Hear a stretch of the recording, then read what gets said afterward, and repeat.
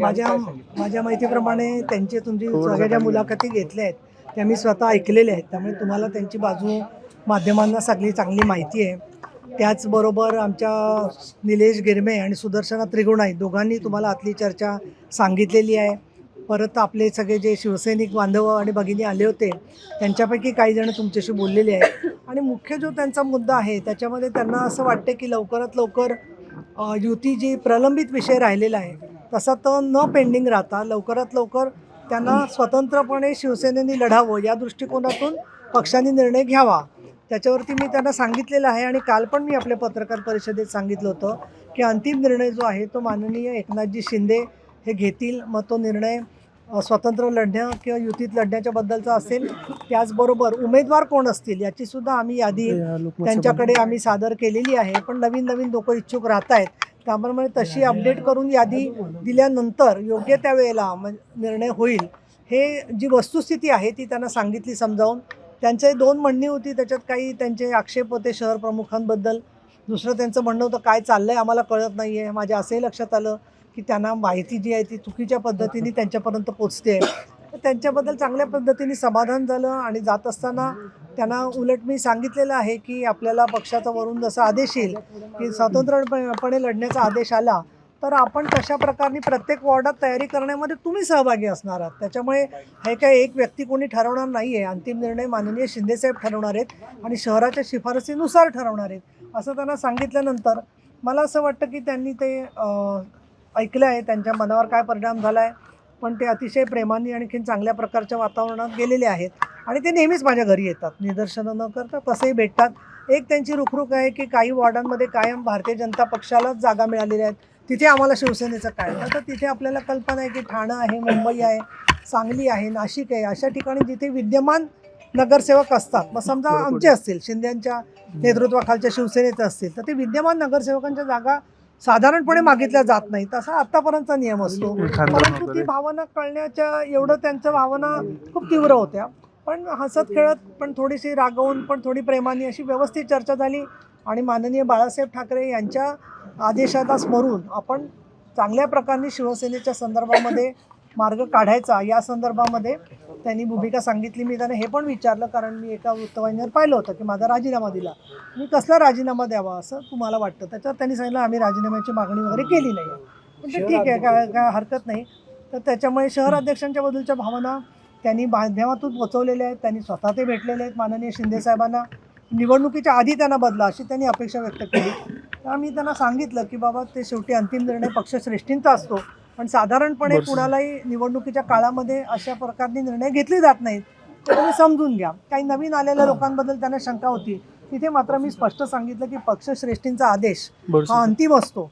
त्यामुळे हिंदू हृदय सम्राट बाळासाहेब ठाकरेंनी घेतलेले आदेश असतील किंवा इतर पक्षश्रेष्ठींनी घेतलेले निर्णय असतील त्याच्यामध्ये गेल्या 25 वर्षात ना मी कधी बदल केलेला आहे ना माझं मत मांडलेलं आहे. ते म्हणतील त्याला हो म्हणणं हे शिवसैनिक म्हणून माझं कर्तव्य आहे आणि त्याच्याबद्दल त्यांच्या मनात चांगली भावना होती. पण त्यांनी जागा मिळत नाही अशा पद्धतीने. आता मला काय वाटतं आपली काल बरीच प्रश्नोत्तरं झालेली आहेत. आतमध्ये काय चर्चा झाली याची माहिती तुमच्या मार्फत तुम्ही महाराष्ट्राला पोहोचवताय, कारण खूप प्रत्येक जिल्ह्यातून फोन येत आहेत, काही निदर्शनं चालली आहेत, आम्ही येऊ का तिकडे तुमच्या मदतीला वगैरे. म्हटलं नको, आमचे सगळे आहेत पदाधिकारी कार्यकर्ते आणि ते आमचेच शिवसैनिक आहेत सगळेजण.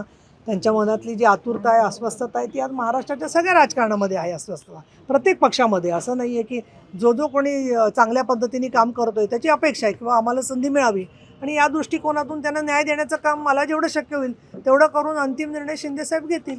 रवींद्र दंगेकर काही पदाधिकारी एकनाथ शिंदेंना भेटायला गेलेले आहेत. No comment. ताई आता नाराजी तर सगळ्या पक्षात आहे, पण आरोप खूप गंभीर होता की कमर्शियल पद्धतीने तिकीट वाटतं. मी त्यांना तेही विचारलं, मी त्यांना म्हटलं की तुमच्याकडे काय त्याचे पुरावे असतील, तर त्यांनी सांगितलं की ते तिकडेच सगळा निधी आला या दृष्टीने आम्ही कमर्शियल असं बोललो. आता निधी कुठे आला, किती आला हे सगळी माहिती शिंदे साहेबांच्याकडे आहे. मध्यंतरी आमच्याकडे पक्षामध्ये जिथे जिथे विकास निधी आला त्याचाही आढावा घेऊन तो कसा वापरला गेला याची सुद्धा पाहणी करणारी एक टीम आहे. त्यामुळे त्या संदर्भामध्ये पक्ष योग्य ती दखल घेईल. काही अहवाल त्यांचं असं म्हणणं होतं की अहवाल जे आहेत ते फेकून दिले, पाहिले नाही आणि त्यामुळे कार्यकर्त्यांची नाराजी जी आहे ती त्यामुळे जास्त पाहिलं नाही. मुळात काय माहिती आहे का, अहवाल हातामध्ये दिलेत, फेकून देणं तर शक्यच नाही, कारण शेवटी पुस्तक एक म्हणजे विद्या आहे, सरस्वती आहे. मी तर माझ्या आयुष्यात कधी मला एखादा टीकेचा पेपर आला तरी कधी जाळला नाही का फेकून दिलेला आहे. त्यामुळे माझ्याकडून किंवा आमच्या कुठल्याही सहकार्याकडून असं जाणीवपूर्वक कृत्य होणार नाही. ते सगळे अहवाल आम्ही आमच्या कार्यालयातले जे आहेत व्यक्ती काम करणारे सचिव त्यांच्याकडे सगळे ते अहवाल व्यवस्थित दिलेले आहेत. उलट यादी करून ठेवायला सांगितलेले आहेत. आणि एक सांगायला हरकत नाही की जे नेहमी काम करतात ना त्यांचे अहवाल दर 15 दिवसांनी मिळत असतात. त्यामुळे असं नाही आहे की त्यांच्या अहवालाकडे कोणी दुर्लक्ष केलेलं आहे. कधीपर्यंत चर्चा होईल आणि कधीपर्यंत हा विषय निर्णय लवकरात लवकर चर्चा होऊन निर्णय व्हावा अशी आमची अपेक्षा आहे. त्यामुळे दर तासाला आम्ही आढावा घेतोय. सगळ्याच आताही फोन नेत्यांबद्दल नाराजी दिसून आली. फक्त तुम्हीच नाही, भानगिरेंचे नाव घेतलं किंवा शिवतारे तुमच्या पुरतच फक्त बघता, पक्षाबद्दल काही बघत नाही असं त्या लोकांचं म्हणणं होतं. नाही, मुळामध्ये काय आहे, आम्ही चौघांनी मिळून जी नावं काढली आहेत तर ती पक्षाकडे जी नावं आली त्यातलीच नावं आहेत. दुसरं माझ्यावरती नाराजी जास्त असेल एखाद्याच कारण माझ्यावर खूप प्रेम आहे. कारण मी प्रत्येक ठिकाणी त्यांच्या मदतीला धावून जाते आणि ते माझ्या मदतीला धावून येतात. म्हणतात त्यांच्या अपेक्षा असणं स्वाभाविक आहे.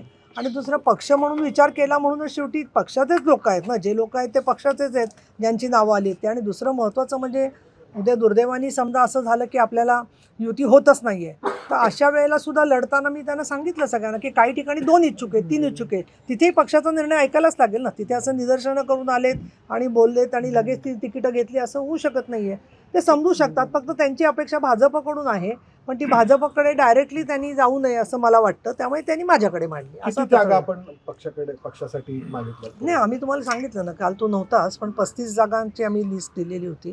त्याच्यापैकी 15 जागा त्यांनी देऊ केलेल्या आहेत. पण आम्ही सांगितलेलं आहे त्यांना की तुम्ही इतर जागांचा विचार करा. ते यांच्या मुख्यमंत्र्यांच्या कोर्टामध्ये आहे तो जो विषय आहे तो. ठीक आहे.